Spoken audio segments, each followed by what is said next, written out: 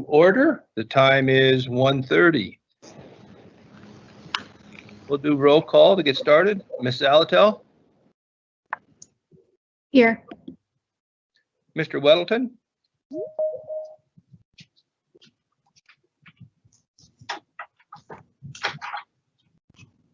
Okay. Mr. Schutte? Or Acting Mayor Quinn Davidson?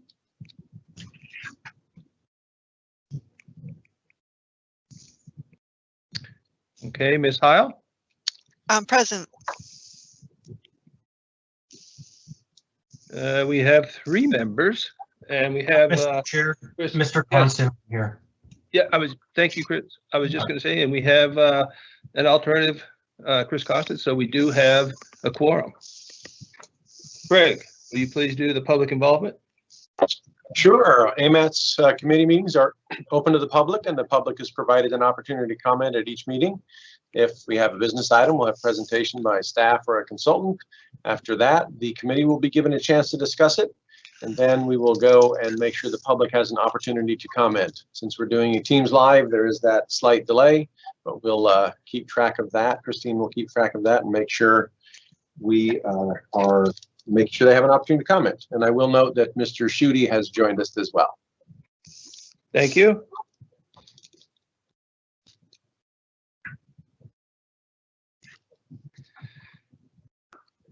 Okay, do we have approval of the agenda? Mr. Schutte moves approval. Second, Zalatel. Thank you. Do we have any changes?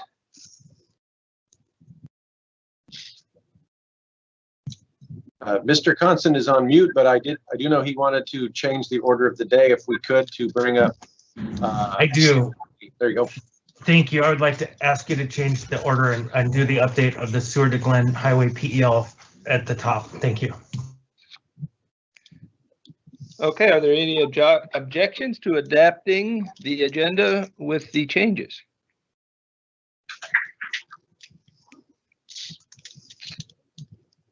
Seeing none, the agenda is approved with the changes of moving the item 6A to the top.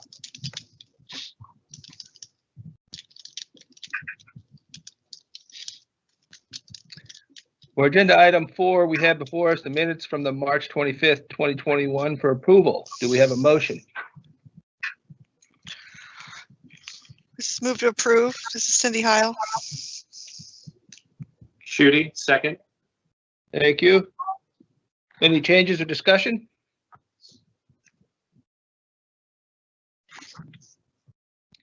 Any objections? Oh, sorry. Hearing none, the March 25th, 2021 minutes are approved.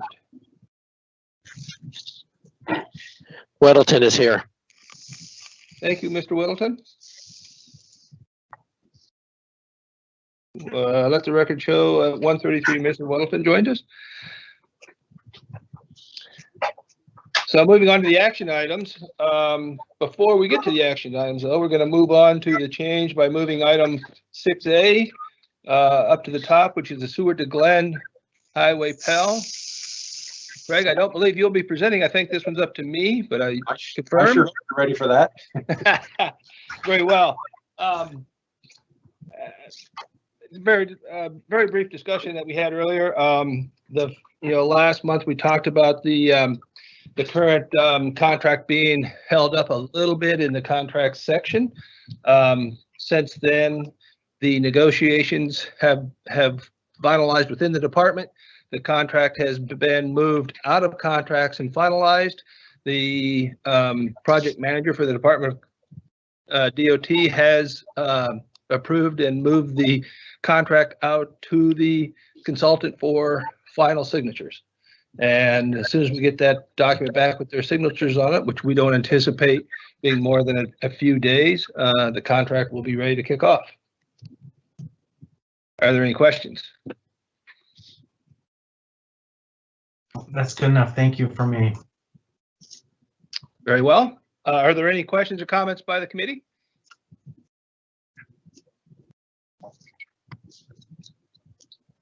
Seeing none. Any comments from the public? We'll start a clock now.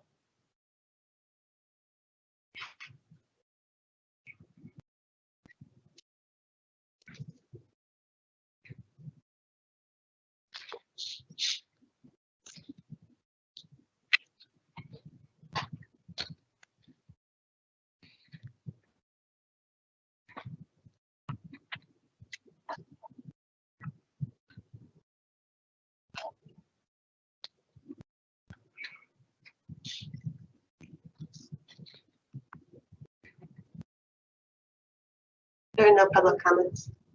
Thank you. Moving on to action item 5A. Action item 5A is the 2019 to 2022 Transportation Improvement Program Amendment. Craig, will you be presenting? I will. Before I do that, though, I just want to remind folks that Christine has placed in the chat the sign-in sheet so we can get the demographic information from folks. So if you could hop in there and fill that out, that'd be great. And it's right in the chat, so it's easy to track down. So we have the tip out for public comment. We received 9 comments, and they are shown in the attached the comment response summary. For the most part, they were changes to tables that were relatively minor, and or they were changes to tables that were not part of the AMATS allocation. So we had changes to the transit tables, which are in this case mostly the 5307 funds that the railroad and the public transit department control, and some changes to the HSIP program, which the state of Alaska manages. And so they were asking if we can roll those in with this amendment. In addition, there were some suggestions from the Rabbit Creek Community Council. I think made 3 or 4 comments, and those are shown in the comment response summary. Christine, can you pull up that comment response summary? Come over to that. So there were, we had, let's see, there were 3 comments there by Rabbit Creek Community Council that we said we would share with the project managers at DOT, since those are the folks, you folks are managing those construction projects, and that's something that AMATS really has a role in terms of deciding if that is a design or an engineering thing that makes sense. So we said we would forward those comments along. There is the suggestion in the Mountain Air Drive project 20 in the roadway table that currently includes the language recommend separated pathway, and they suggested we change that to non-motorized access or something to that effect, and we suggested changing it. Staff suggested changing that language to say project will include non-motorized improvements, which is basically the same thing we say with the other roadway projects in the tip. So that was our suggestion on that one. The TAC heard these comments 2 weeks ago, and they agreed with staff suggestions on there. In addition, they had one additional change that is related to the Spenard Road project in the tip. So if you remember, there is language in the tip that on that project that says project shall not include improvements to the Minnesota intersection except ADA requirements on the east side. The TAC recommended removing that language. So that's the only other change that was made. The status right now is once you folks, the policy committee has adjudicated these comments, we will make the changes, and then we will get this prepared to go through the assembly. They will make their recommendations as soon as we can get it on their agenda, and then the amendment will come back to the TAC and then to the policy committee for final approval as soon as it's done at the assembly level. Happy to answer questions. That's my report. Ms. Alatel, you have your hand up? Yes, thank you. On comment number 5, could you elaborate or indicate whether or not this project is on a safe route to school, or do we know that? Just for the context for the comment received by Rabbit Creek Community Council? I do not know if that is. I will have to find out. I don't think it is, because it's new construction, so there's nothing there right now, and I imagine my understanding of this that hazardous routes committee is that they only look at existing things, not necessarily looking at future projects. So since this is not a roadway that exists at the moment, I don't think that is in there. I could find out. Thank you. Ms. Heil, you were next. Thank you. So Craig, am I correct in understanding that there was a project that was removed based on comments? Yes, I'm sorry, I should have mentioned that. So project number 2 in the roadway table is the C Street Ocean Dock Road ramp and intersection improvements. This is a project that would be managed by DOT, of course. It's their facility, I believe. And so that project, I don't know the exact details. I'm sure there's someone on the phone who could tell you exactly why they're recommending it to be removed. But that's one of the suggestions that DOT had to remove that because anytime we either add or remove a project, we need to look at the air quality conformity analysis on that. We did share this information with the interagency air quality conformity team, and they, I'm not going to use the words correctly, Cindy can correct them for me, but they basically looked at it and said they were okay with the analysis that we had going forward, and that wouldn't tip the scales. So they made a slight, they asked for and were provided some slight edits to the air quality conformity determination. So that draft air quality conformity determination didn't come before the group today, but it'll have to come through the TAC with that edit. And I just want to make sure that everybody is aware that we're making sure we're meeting the federal requirements by having our major amendment and the air quality conformity go hand in hand. Yeah, that's a good point. So today we're just basically sharing the comment response summary. When amendment number 2 comes back to you, the first thing that you will see is the air quality conformity, because if the amendment doesn't conform to the air quality issues, then we wouldn't move it forward. So we'll have that first, and then you would have the TIP amendment after it.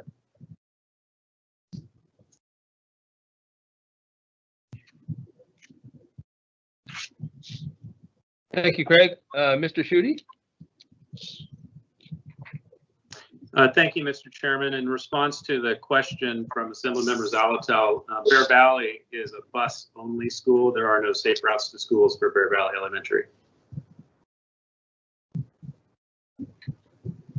Thank you. Does that answer your question, Ms. Zalatel, or would you like to follow up? No, that's great. Thanks, Mr. Schutte. All right, thank you, Craig. Are there any comments from the public? We'll start the clock.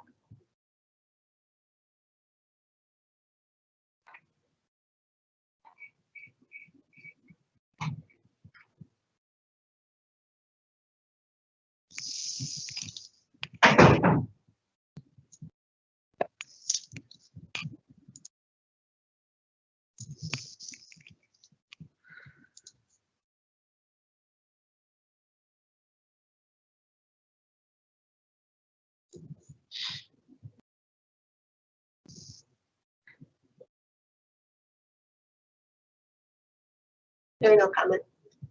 Thank you. What is the will of the committee?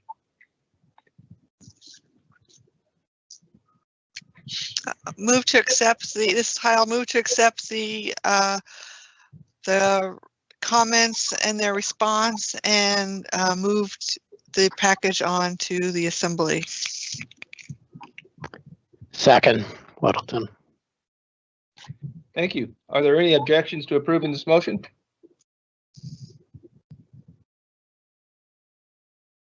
Hearing none, the motion is approved. Agenda item 5B, the operating agreement update. Craig, will you be presenting? I will. So this, if you remember last month, you had the memo, et cetera, the change on the changing the Citizens Advisory Committee to the Community Advisory Committee, and that change was passed. The TAC had this month the actual formal operating agreement change for that, changing the language from citizens to community. In addition, we have, as part of this modification, to change the percentages used to determine if something is an amendment versus administrative modification. Those are the two things in this document. When we brought this to the TAC, they voted to table the operating agreement changes. So, but as you know, a policy committee member asked to have this on the agenda, so it is here before you now. I will say that I was asked to check with our federal partners and see what their thoughts on operating agreement changes. This was a discussion that came about at the TAC on whether we were supposed to take the operating agreement change to them first to make sure they were okay with it, and then bring it back here to do the formal change of our operating agreement. The language that I had that came back from Julie Jenkins, who is the person who is filling in for John Laurie until his position is filled, said that she checked with their FHWA Office of Planning, and they said, we do not have approval authority to how the MPO organizes themselves and how their operating agreements work. So she basically said, you know, you guys can make it. We are not going to comment on whether that's a good change or not. So I do have some possible language that might help clarify the discussion that would be in section 19 on that. And I can bring it up now or wait to see if you folks have some, if you want to discuss it a bit or ask other questions, or however you want to do it. Thank you, Craig. Are there any questions or comments from the committee?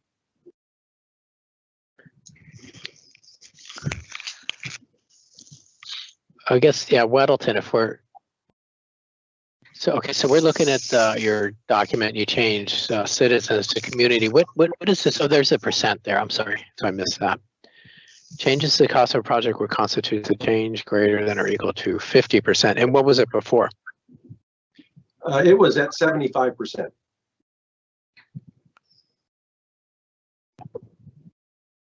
And just to be clear, when I put the 75% in, it was with the hope that we wouldn't have to do many amendments because we know how long amendments take.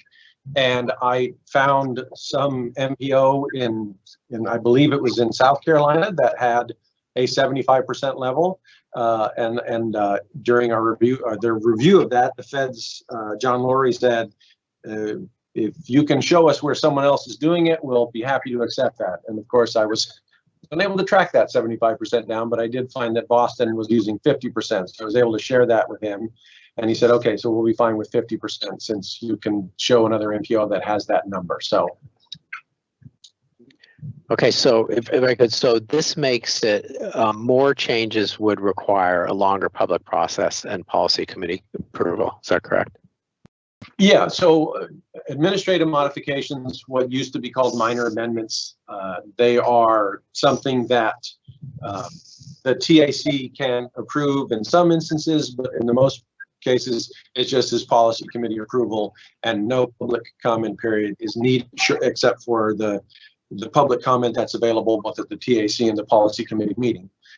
If you have a larger change over 50% of the project over the 4 years of the TIP, then it requires the public comment period and also requires that it go through the Anchorage Assembly.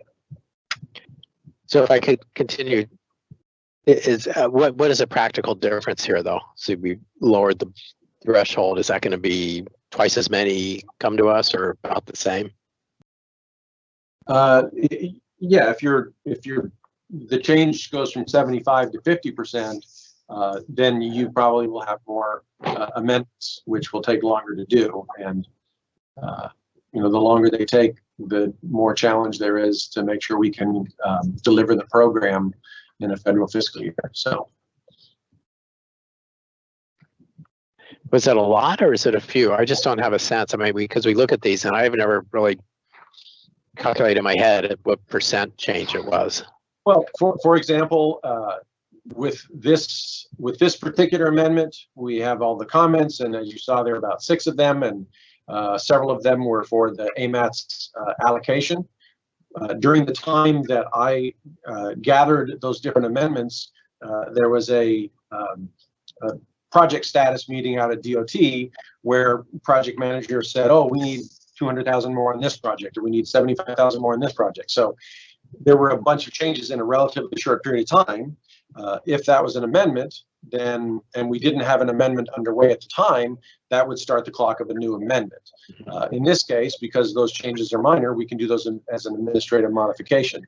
And if you look at our, I don't know what we're up to right now, but this is the second amendment, but we probably are at 7 or 8 administrative modifications. I think in the previous tip, we were probably up to 20 some administrative modifications and just a few amendments. They just take so much more time that we try to get them done as administrative modifications, because the challenge of delivering the program is just, it's great. And we don't want to lose our funds. That's true. Okay, thank you. Mm-hmm. Any other comments by the committee or questions by the committee?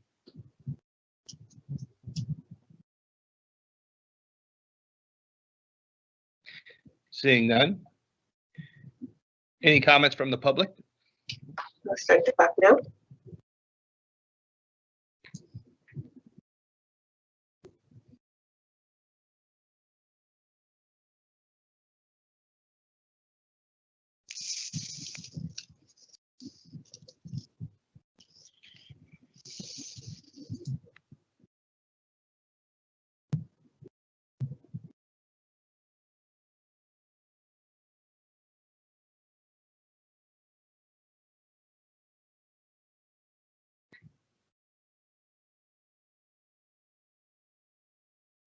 And no public comments.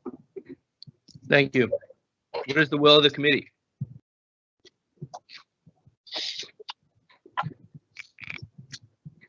Move to approve. Shooty, second. Thank you. Are there any objections to approving the motion?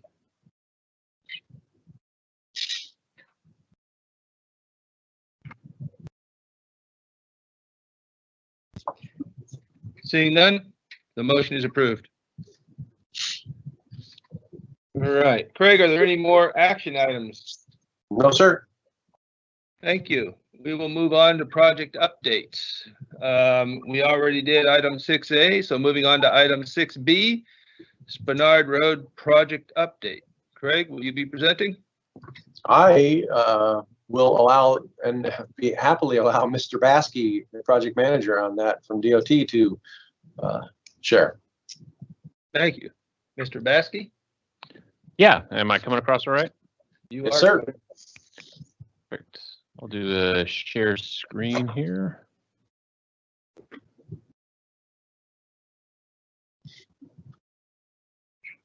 All right. Ooh. Ignore all that. All right. Thank you for allowing the project team to come in and share. I've got a slew of other people behind the scenes that are available to answer any questions as we move along. My name is Sean Baskey. I'm a project manager for the Department of Transportation. And this would be the first time that you guys have seen the Spenard Road Rehab Project, Minnesota to Benson. Quick history and background. So phase 1 and phase 2 of the Spenard Road Corridor Project were Municipality of Anchorage funded projects that took us to about Benson. They've got a long history of being jointly developed by the Municipality of Anchorage and the Department of Transportation. And both phase 1 and phase 2 being constructed. Now we're moving on to phase 3, AMATS funded. Sean? Mr. Shaw, Mr. Baskey? Yeah. This is Todd. Are you trying to share a presentation with us? Did it work? It must not have. Well, there you go. I hit share.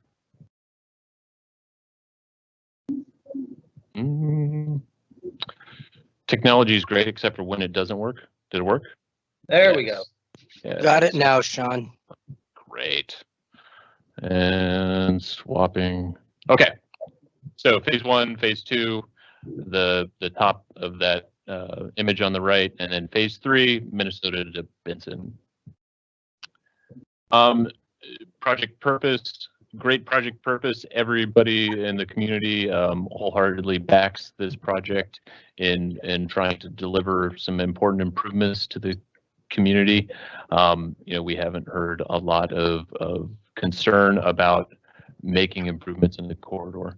So lots of concerns with crashes, pedestrian and transit, and biking facilities, and lots of drainage infrastructure to try to address. Just to bring everybody into the same circle as to what we're talking about for the existing condition. So it's a winding roadway, got lots of intersections with some cross streets, 3 signalized intersections, Benson 36th and Minnesota.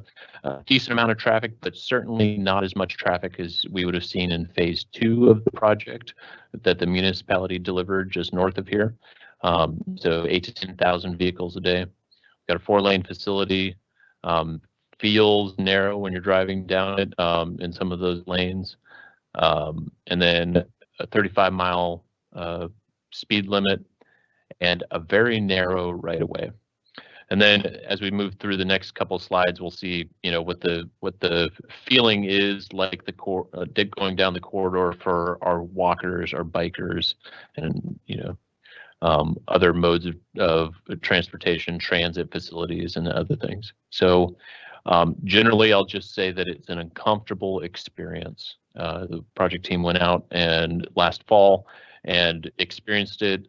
We brought our kids out and walked and biked it, to make sure we were getting a number of different perspectives this spring/summer.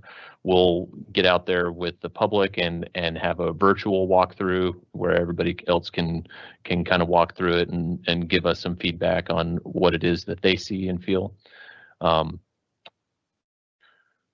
Transit facilities are a difficult thing in the corridor, very narrow.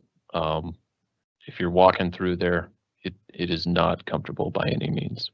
No dedicated bicycle facilities. You've got people parking over the sidewalk from adjacent businesses, people backing out into the right-of-way over top of sidewalks, pulling over sidewalks. Just generally not conducive to a comfortable experience for all modes of travel. We've heard a lot of things from the public. We had a virtual open house. We've gone to the community council a number of times, and we've heard a lot of things. I won't go through all of it, but generally I kind of described a lot of the things that we heard. There's certainly plenty of opportunity to improve things. Lots of things to consider as we move through the corridor on what the eventual improvements will be. There's very narrow right-of-way, which we'll get to here in a second. Lots of safety concerns for all users. An ability for us to maintain everything. A lot of mixed uses and other things, and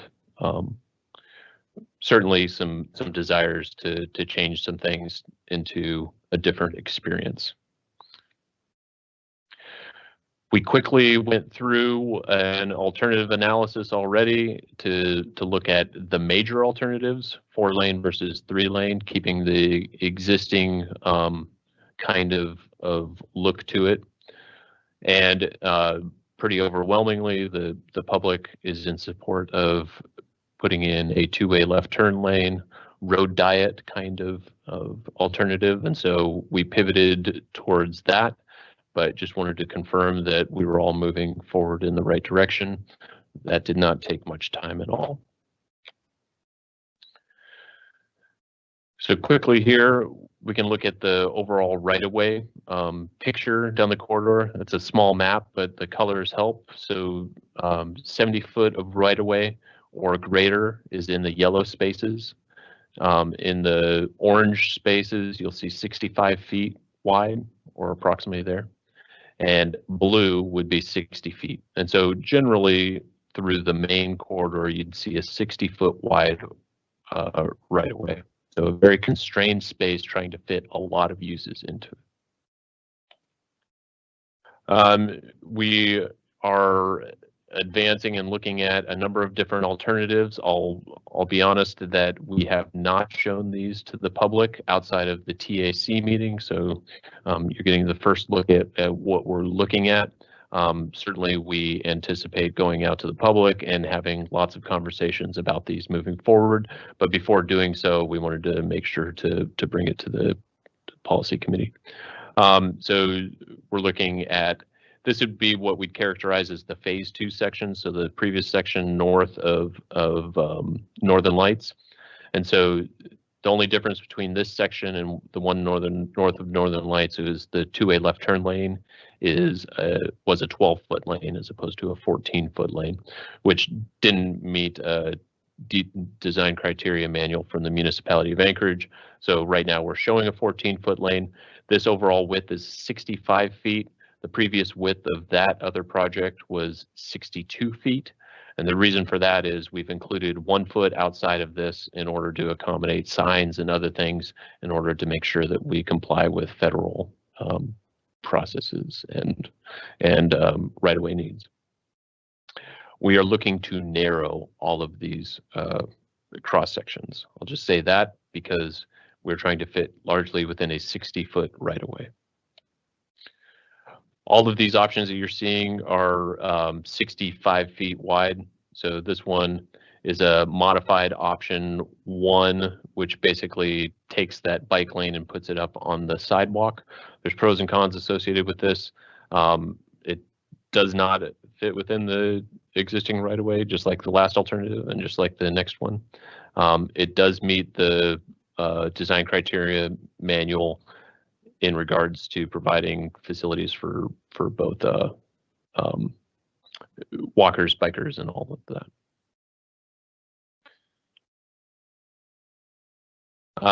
And then this last one is shrinking up the sidewalk from 8 foot to 7 foot, and then widening out the bike lane to 6 foot. And so the bike lane in that alternative 1, which was the previous phase, is cross section, didn't include a bike lane that was wide enough to meet standards. And so this is trying to widen the bike lane but narrow the sidewalk or the pathway. That would make the sidewalk not a shared use pathway, so not comfortable for bikers, but it is a different value shown on bikers versus walkers, trying to find that balance again. In the tip scope that you guys previously saw, it eliminated it said the project shall not include improvements to the Minnesota intersection except ADA requirements on the east side. That really limited us in a number of aspects, and so I'll just flip over to that. The problem that we quickly identified about a month ago was how to treat the Spenard Road intersection and east of there. So currently the existing lane configuration on the left side is a left, a through left, and a through right coming from the west side. And so ultimately there's 2 receiving lanes on the east side. Proposed after Minnesota is repaved, they're going to rework the signal and it'll change a little bit, not demonstrably from what we need to be concerned with on the Spenard Road receiving side. It'll be a left, a through, and a through right. But in both of these situations, we've got 2 receiving lanes that we need to accept on the east side. And the problem is with a constrained right-of-way, how do you deal with that? So not being able to work at all on the west side puts us into a wider space on the east side. We're working with DOT traffic section and the municipality's traffic section to try to sauce all this out. I'll say that all of the alternatives that you're seeing now all have not been vetted fully from the traffic side, and we're working on that. But what you see here is 2 receiving lanes on the east side, and then bike and ped facilities basically on the south side of the roadway that are comparable to what you have out there today. So basically a 4 to 5 foot wide sidewalk, no bike lane on the south side. And that's to try to avoid huge right-of-way impacts on the southern side of Spenard Road. And so this is the, save a lot of right-of-way impacts and potential impacts to businesses and other things alternative while receiving 2 lanes on the east side of Spenard. The next alternative you'll see is what happens when we try to put in sidewalk facilities and bike lane facilities on the east side while still receiving 2 lanes from across the intersection on Spenard, and what that may look like as far as right-of-way impacts. So heavy impact to the parking facilities for the bowling alley, heavy impacts to each of these parcels and potential acquisition of both of those properties and businesses in full, and then carrying those 2 lanes to drop the lane at 36th Avenue.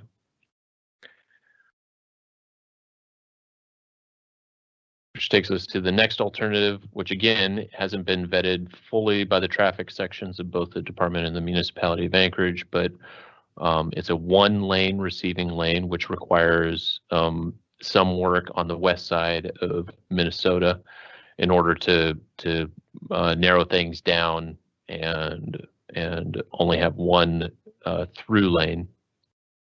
So that this shows that we've got bike lane facilities, multi-use pathways, but with less impact, less right-of-way impact on the southern side to a number of the businesses in that space. And so we're working through some of those things right now. Ultimately, the ability to do work on the west side may accommodate us having less impact on the east side. Already with the inability to do work on the west side of Minnesota intersection, according to the federal process, we'll have to go back and look at impacts to the railroad crossing, which are well west of here.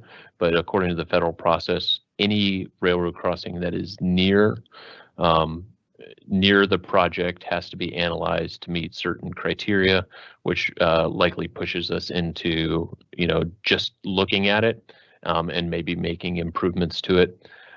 It seems very counterintuitive. However, that is how the federal process works associated with these projects that are quote unquote near them. That's about all we had. We're still working through a number of other things. We've got public involvement opportunities going out to the community, but before we got too far ahead, and we wanted to make sure to come by and show you the progress thus far on the project.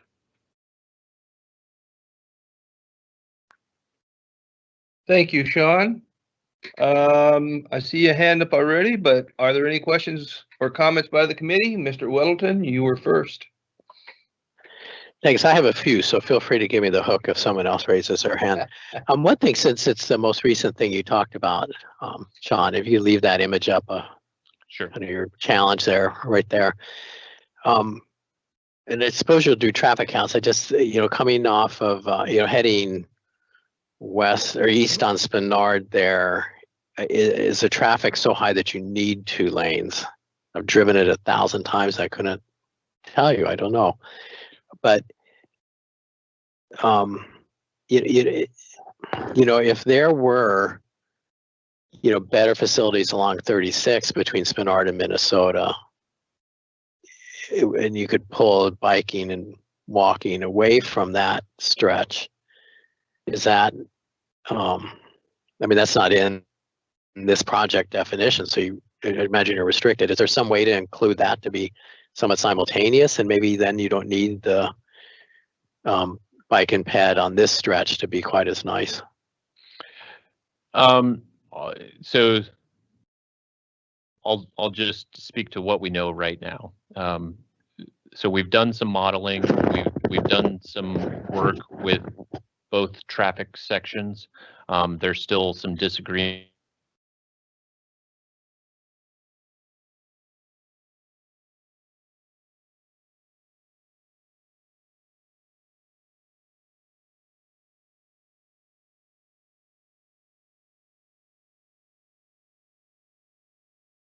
Those section from, you know, those two different traffic sections, it may be viable. The problem is that especially when you're talking about the Minnesota intersection, is what do the backups look like on the west side? And so, you know, you've got a certain traffic demand on the west side, and by our modeling, if we don't do it correctly, you push backups all the way past and through the railroad crossing. And so it's about how the public uses and drops that lane on the west side and how we engineer it, but then also how they actually use it. And so that's the disagreement right now is how, you know, we can model things, but how is the public actually going to use it? I mean, we can have drop lanes and other things like, let's say, you know, in this figure right here, we drop that second lane very quickly. Well, what's the likelihood that a lot of users are going to even use that lane and then, you know, and then merge over into the other lane? And so there's what we call usability factors and you know, other things that we have to sauce out. I don't know if there's the question entirely. Right. So is there anything we could do on that little stretch of 36 to take bike and peds onto there to Minnesota? As of right now, that's not within, we don't have that in our project definition for scope. We could, I don't know that it would measurably remove that eastern movement from the west side. Because really that's the thing that's biting us is the eastbound Spenard. Right. Well, I was thinking more you would keep your two lanes, but put, you know, if you're bicycling or walking, you take 36, and then kind of the system works well, even though that particular stretch would not be optimal for bikers and walkers. That might be acceptable. 36 is rather narrow, and you know, if the policy committee would like the project to look at alternatives that went and improved things down 36th Avenue and on Minnesota, because we've still got a narrow corridor on Minnesota. You know, the project could do that, but it is very narrow down 36th, and so the question is whether or not you know, we'd have some major impacts to adjacent right of way there.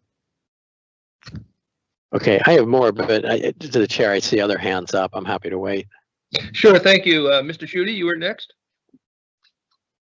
Oh, thank you. I wanted to ask a follow-up question to Mr. Weddleton's point. So John, the suggestion you're making is that non-motorized and bike traffic doesn't actually travel southwest on Spenard. It gets diverted on the 36th.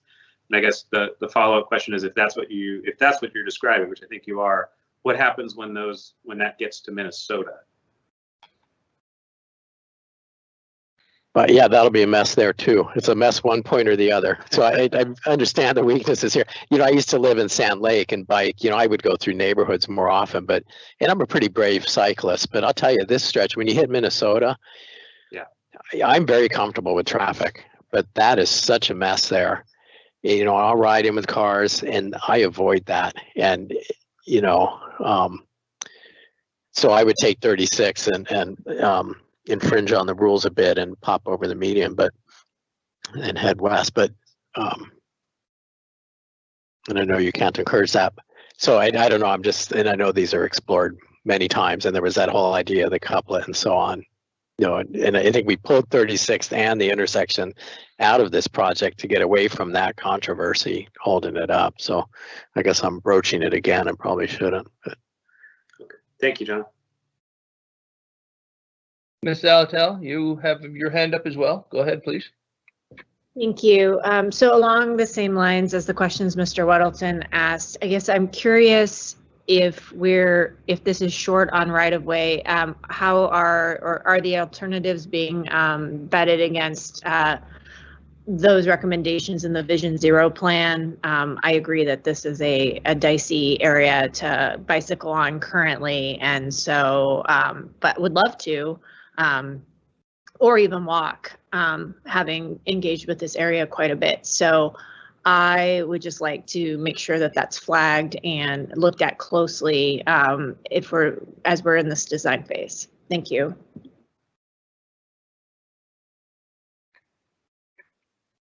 Thank you, Ms. Salatel. Mr. Weddleton, do you have anything further? Yeah, a couple. One is, I guess, a result of kind of watching that northern end being built, and there were huge structures built. It seems like they're as big as a house underground, and all you see is a little manhole cover leads to this huge open space. And my understanding is that was for MLMP to be able to run extra wires and so on underground. And if they wanted to add some, they didn't have to dig things up, which seems tremendous. But my understanding is those are only available for MLMP, which I guess would be True Gatch Electric now. But are there, I mean, what are the rules there? I mean, it seems like those should be available for, phone and internet and everything, anything underneath that would go underneath the ground. Is that possible to create that requirement, or what does it take to make that happen? Sure. So utiliducts is what we would generally call those, and we've used them sporadically throughout the Department of Transportation's corridors. There's certainly some pros and cons associated with them. Generally, we do not go with them. We've got extensive ones down DeBar Road, and really it hampers a lot of our potential rebuilds throughout the space. It certainly does have some benefits. I would say that we have not really dove into the utility relocation portions of this. That will be one of the tools that will be on the table for sure. And when we do engage in that, it will have to follow all federal rules, regulations, and other things. And so that might be a tool that's in the toolbox that we might utilize. Okay, well, if you do a utiliduct, it'd be nice if it were available for everybody then. I mean, should you decide to do them. Sure. Because I wasn't on the last phase, I'm not sure whether or not that was paid for specifically by them, or whether or not the municipality participated in that. You might, if they're paying for their own facility, forcing them to allow others into their utiliduct might not be something that we could do. But there are certain things that are eligible and certain things that are not eligible, which forces certain utility companies to have to rebuild some of their own systems throughout the space. Yeah, well, I think that's partly a Shooty question, but we do on cell towers require that they make it available for other companies to use them, co-locate. Yeah. So there's a precedent there. Does Shooty want to chime in on utiliducts? I don't know. So through the chair, that's correct, Mr. Weddleton and Mr. Baskey, that joint trenching agreements when utility lines are coming down is very common. The idea of shared utilidors or conduits is also something that's not widespread, but also practiced between the utilities. And I think it's something that we would likely see happen with this project in the same way that the co-location of utilities is proposed for other road projects where the overhead poles are coming down. Okay, so Chris, you're saying that it is actually typical to have co-location. Yeah, it's not 100% typical, John, but it does happen often. Oh, that's good. I got two more, Todd, if I. Yes, please go ahead. Okay, so Sean, are there statistics or some you know, we've got several years now with the north end where we did the road diet. Do we have statistics on the amount of traffic going through there, and then, you know, maybe traffic speeds from point to point that we could compare to prior to the project? So I know that we made some requests for that. I don't know if anybody on the line from our team has any of that at their fingertips, but I know that we looked at overall crash numbers. We were discussing looking at speeds and some other things, but I don't know that I've got those numbers right in front of us. Okay. Seems like a good input for this and good general interest too, and feedback on how these projects work. And then one last one, and you touched on it, but the center turn lane is at 14 feet. And you said the DCM won't let it go below 12? DCM has 14 foot as standard, and so we are looking to minimize the overall cross-sectional width, but until we are not proposing one yet. We'll say that anything narrower yet. Okay, so what's like the AASHTO rule? I mean, because it seems like I've seen them not in Anchorage, but I've seen them as narrow as 10 in some places. There's a lot of shoulds across the board on what you would like to put it at. Quite often, I'll just say, for instance, the Department of Transportation will use anywhere from 14 to 16 feet for our two-way left turn lanes in anticipation that at some point in time in the future, you would need to put in left turn pockets, you know, channelized left turn pockets with a little bit of median in there. And so it sets yourself up for, you know, additional access management to some of the roads.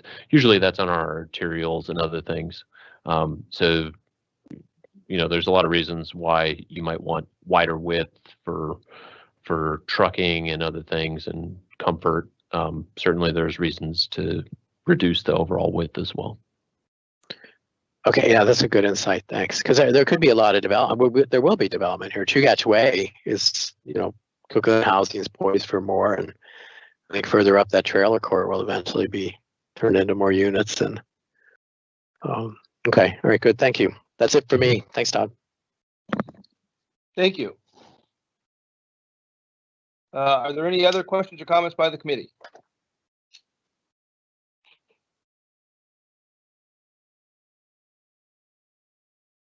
Very well. Any comments from the public? There are two I placed in the chat. I can read them if you can't see them. Can you read them, please? Sure. Lindsay, Spenard community has advocated for Minnesota Drive to be considered as an active transportation corridor, but that has not been moved forward. Spenard Road is the designated primary active transportation corridor and should have bicycle and pedestrian facilities. And then a second comment from Lindsay, Spenard Community Council does not support the couplet at Minnesota and 36. Sorry to be a broken record. Yeah, thank you. And we'll wait just a few more seconds to see if there are any more comments.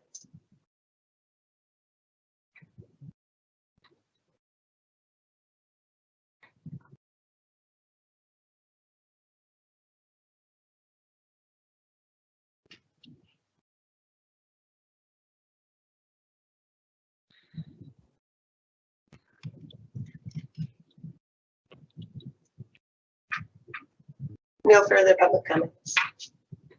Thank you. Greg, are there any additional project or plan updates?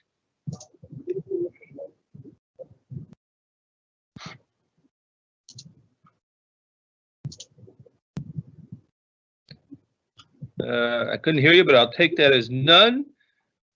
Moving on to general information. Sorry, Mr. Chair. I said Mr. Weddleton has his hand up, and I didn't know if he had additional comments or if that was just a leftover. That's a leftover. Sorry. I guess I have to go take it. That's up for project and plan update, sir. Thank you. With that, we'll move on to general information. Agenda item 7A, COVID funding update. Craig? I will give you a quick update. I think you're aware of those funds. People are referring to them as the CRRSA funds, CRRSAA. I did discuss this with Adam Moser, who's the MPO coordinator for DOT down in headquarters in Juneau. And he said they are still, since the legislature is still in session, they haven't quite ironed out all the details on how those funds are going to be spent. So we're still in a little holding pattern. Nothing yet to report in terms of we can start allocating those funds. So that's the update on that. Thank you, Craig. Are there any questions or comments by the committee?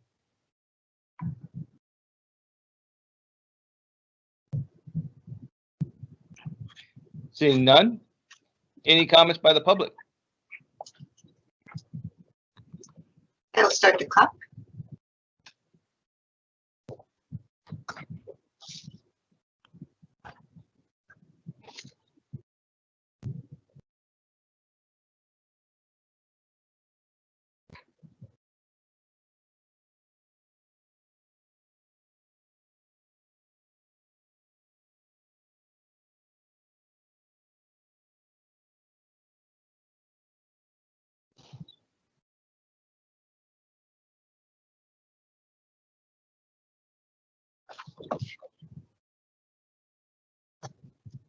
No public comments.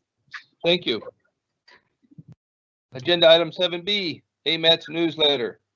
Yes, Greg? Mr. Chair, I will start. I'm very, very overjoyed and happy to report about this. We've thought about having a newsletter for quite some time. And Christine has created what I think is a really impressive document. This will be, we're kind of just showing it to you because you probably haven't seen it before unless you looked at it by yourself. But in other words, this will be a normal, every quarter you'll see it. But for right now, we just want to kind of go over the format of it, and I'll turn it over to Christine so she can share all the amazing work that she did. Thanks, Craig. Just to show you where it is on our website. So right now the web banner is the first newsletter. Eventually, We don't see it on yet. You don't see it? No, not yet. Let me see.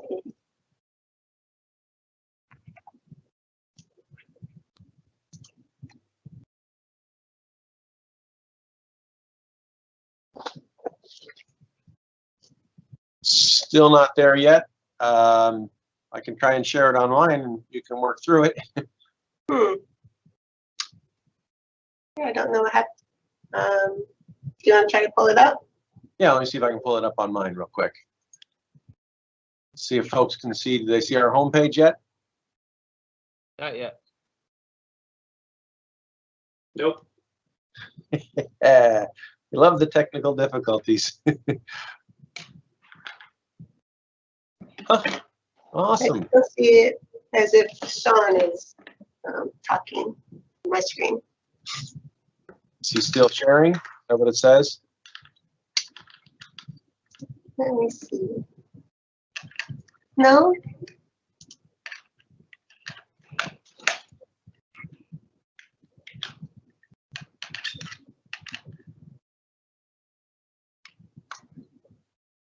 Let me try again. See if that works any better. There it is. There it is. That's Okay. working. Yeah. Okay. All right. So up at the top here, I'll let Christine talk and I'll try and track it with the mouse as she's talking. But just before you click it, if you scroll down to the side, left-hand side there, it's, you know, eventually that web banner will be something else that we need to bring attention to. So now all the newsletters will be right there in the newsletter column, newsletter page.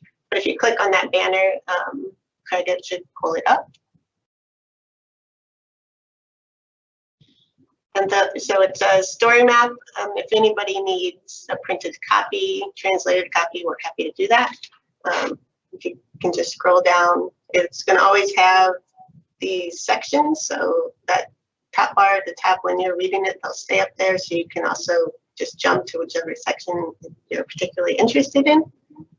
So first, it'll just be what's in the issue. So just kind of each section, what particular items are in those sections. You can keep scrolling, message, from Craig. So we'll have just kind of an overview of what happened that quarter. We can keep going. I apologize for the 5-head there, and we'll just move past that. And then we'll have a section for the committees, just some important things that came out of those, any seat changes that came about in that quarter. And keep scrolling. And spotlight, we'd like to spotlight either a staff member or committee member. So hopefully you all will want to participate in the coming quarters. Aaron has volunteered to participate this quarter with his lovely companion Dozer. And keep scrolling. In community, if there's particular events, Joni went on a winter bike tour with Donovan from DOT just to look at bike facilities and some of the complications and maintenance issues. So they just did a tour. This is the map where they visited. They were kind of introducing Julius to the area. So he came down from Juneau. And that's a state bicycle and pedestrian coordinator. And then just plans and programs. So what plans are currently being worked on? So we're highlighting the 2050, even though the 2040 just came out. It's a long planning process. So Aaron's already got the RFP out, and they're currently reviewing consultant applications. Kind of a general overview of timeline with what particular milestones will be for that plan. And then Amendment 2, which we talked about today. And those are in the and I'm always going to kind of section them out by primary programs and secondary programs. So just kind of to be familiar with AMATS and how they function. So secondary programs and then motorized plan. We're highlighting the open house that Joni did in February. And we had a couple of surveys during that. So just kind of highlighting how people, with some visuals, how people answered some of those questions. And then just to note that Joni's working through all the comments. There's over 800 plus individual comments for the plan. And so that's just to check back for information. The Spenard corridor plan has been released and it's on our website. Title 21 parking. Tom Davis from Long Ridge Planning, he visited 3 of our committees for this project. So we wanted to highlight that project and kind of the coordination with planning and current planning. We can keep going, Craig. And then there are always be transit sections. So in this quarter, they wanted to just highlight that they do have flat tire bike racks on all of the buses now. They also did a ridership survey to see how COVID-19 has impacted riders and ask them some questions moving forward. And then those are just some charts of a couple of the questions in that survey, but there's a link to the actual survey as well. And then they released a 2020 system report card. They do that annually. That goes over each route, ridership, and some of the performance measures that they look at. And then Transportation 101, just kind of a general topic. On this one, we just kind of went very basic, what is an MPO? And then at the bottom, we'll just highlight the upcoming meetings for the next quarter. And then right under that, there is sign up for an email list. It's set up. So even if you're on the list, you could click on that and update your preferences so that you can say, I want all the policy committee or just particular email so you don't get too many from us. And then there's a survey. So after you've looked at this, you could provide us feedback. That would be great. So we can always improve it and make it better. And that's about all I have to say. Thank you, Christine. Are there any questions or comments by the committee?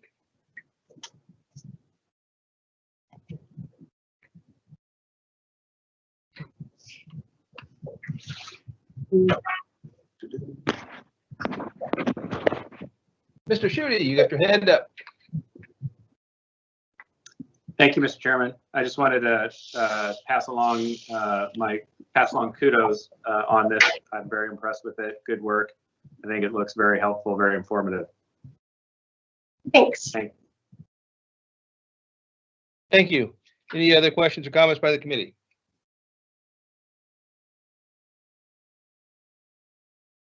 Seeing none, Any comments by the public?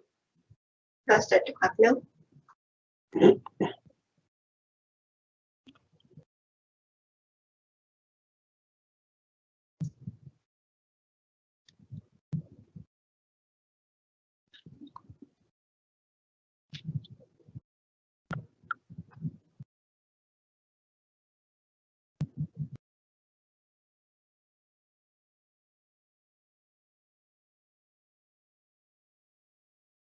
No public comments. Thank you. Does staff or committee members have any other general information items to present at this time? Nothing from me, sir. Thank you, Craig. With that, moving on to item 8, committee comments. Does the committee have any comments to add today?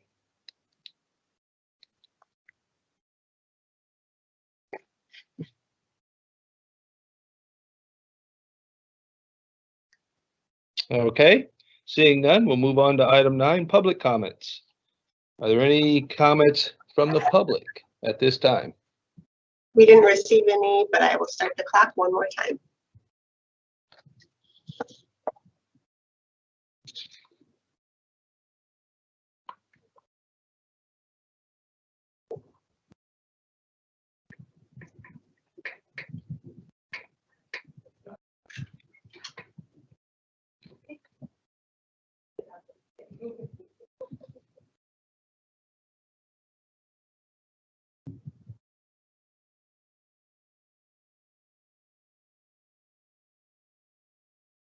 There are no public comments. Thank you. Item 10, adjournment. Is there a motion to adjourn? Shooty, move. Move to adjourn. I got a move by Shooty, Shooties and a second by Weddleton. Either way. Either way, are there any objections to are there any objections to approving the motion? Seeing none, the motion is approved. The meeting is adjourned. The time is 2:37. Thank you. Paul. Thanks, Todd.